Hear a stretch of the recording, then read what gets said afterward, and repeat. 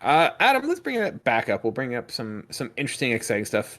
How would you feel about having a new handheld console? Should you be asking Valve me is, that question? sorry? Should you be asking me that question, the guy who hates handhelds? Okay, yeah, this is gonna be an interesting topic then. It may be as positive as you thought it might be. So Valve is making a Switch-like portable gaming PC. So this Allegedly. comes allegedly. So this comes from Matt Michkovich, and it's at I think it's Ars Technica. Yes, We I find it. believe so. Yeah, Ars Technica. And he writes, video game and hardware studio Valve has been secretly building a Switch-like portable PC designed to run a large number of games on the Steam PC platform via Linux, and it could launch, supply chain willing, by year's end. Multiple sources familiar with the matter have confirmed that the hardware has been in development for some time, and this week Valve itself pointed to a device by slipping new hardware-related code into this latest version of Steam, the company's popular PC gaming storefront and ecosystem. Technically, that's true. The Steam Pal, who they put in air quotes because it's not a confirmed device final name, is an all-in-one PC with gamepad controls and a touchscreen. In other words, it looks and functions like a Nintendo Switch, albeit without removable Joy-Con controller functionality. Adam, what should we expect from a Valve handheld console? That depends on the price. Yeah. That's Well, that's the big if. for this to be a successful, let's say from a successful, if this is gonna be a successful console, and we have to like keep in mind functionality, form factor, price, everything. It's got to be What the should we Switch expect? minimum. If it's any more expensive than the Switch or any less quality than the Switch, it fails. Mhm. I don't think people should be expecting 1080p or 4K quality on a handheld because that's pointless. Mhm. Get 720p high settings in PC games on this thing, and you're fine. Mhm. If the price point is right, it's fine. The only interesting question at that point is left to what games will actually be playable on it. Because to my knowledge, I did a little bit of research on it, not too much, but enough to kind of get a grasp of it. It seems like natively about maybe 20% of games on Steam can run on Linux. Hmm. And through Well, emulation, you can that's kind you 20. can That's you can up the 20%. number. I was looking at the number, and that was 20% just as is without any sort of Yeah. modifications to it. So the question is what games are that? Because the question alongside of that is what games aren't, which is Yeah. what big games aren't, because there will be some that don't make the cut, and that's the part you got to be Oh yeah. worried about. Not to mention, will those games function with the control? I don't know how they build this thing in terms of how its controller support will work. Like, who knows? Maybe things won't work with the controller the way they want to, because there are some games that are just meant to be mouse and keyboard. And if this thing's Yeah. portable, it's not going to go very well because like not every strategy game is designed for a touchscreen or is designed for controller support. So there's a lot of weird things that can come up with all these games that I don't know how you curate that library then at that point. Because that's the thing. Nintendo, it has to pass through them before it goes up. Mhm. We know that things don't really pass through Valve when they get put on Steam. They just kind of end up there. So if they just go through all their games and be like, oh yeah, this will run without crashing, like the bare minimum, and then just put it on a store, well, what happens when those games don't function all that well?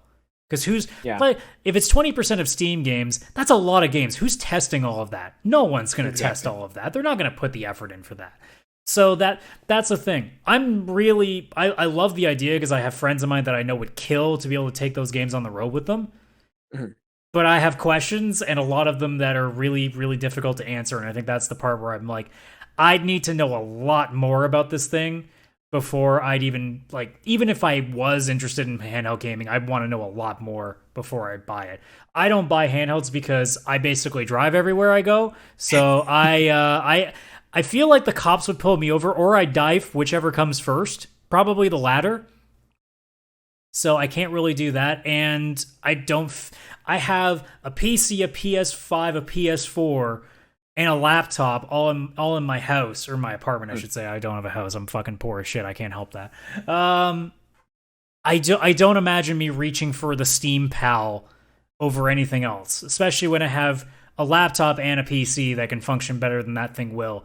And I'm certainly like, what am I going to do? Walk into my bedroom and just like plop down this thing? I could literally just like pull a tiny TV over and just like wirelessly transmit it.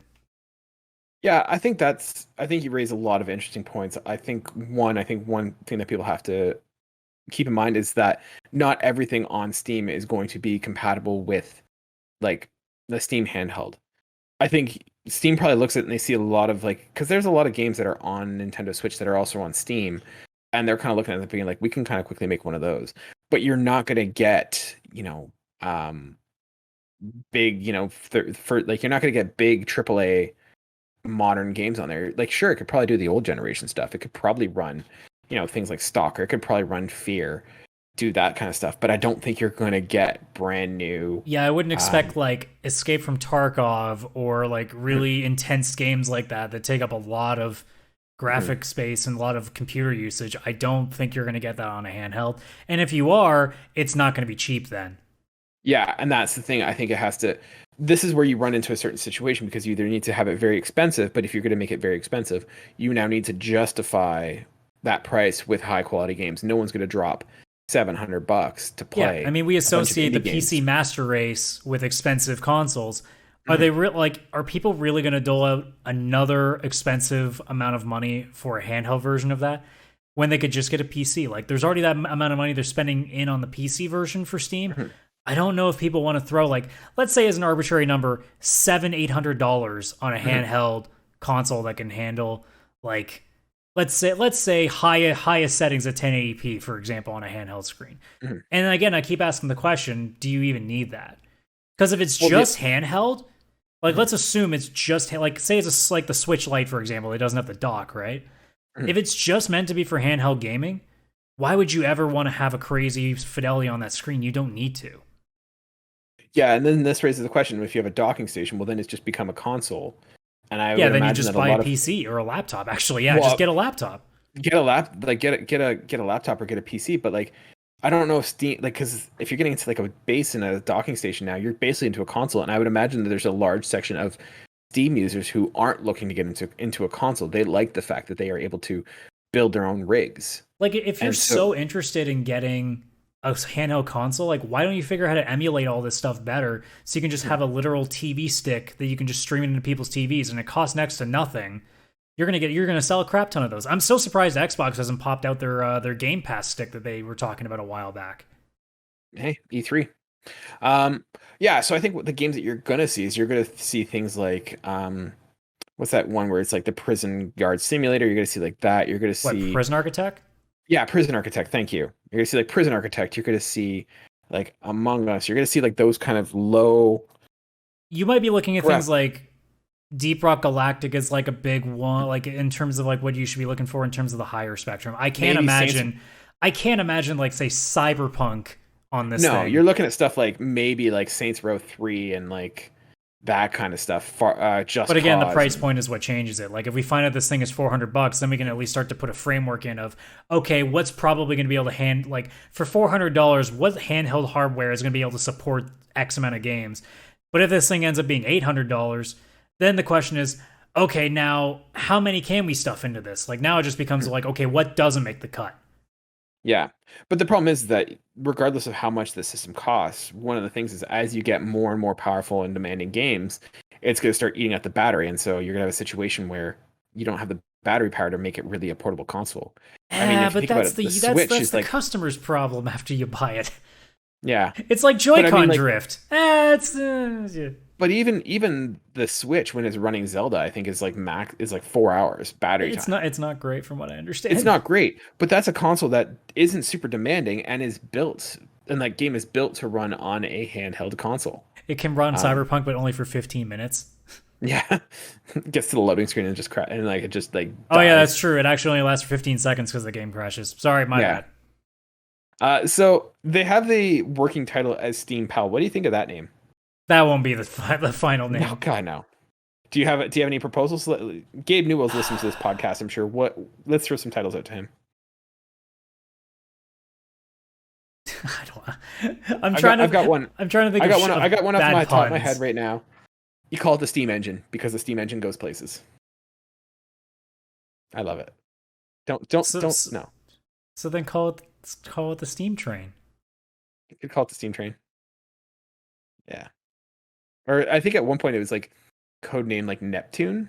So, which is kind of neat.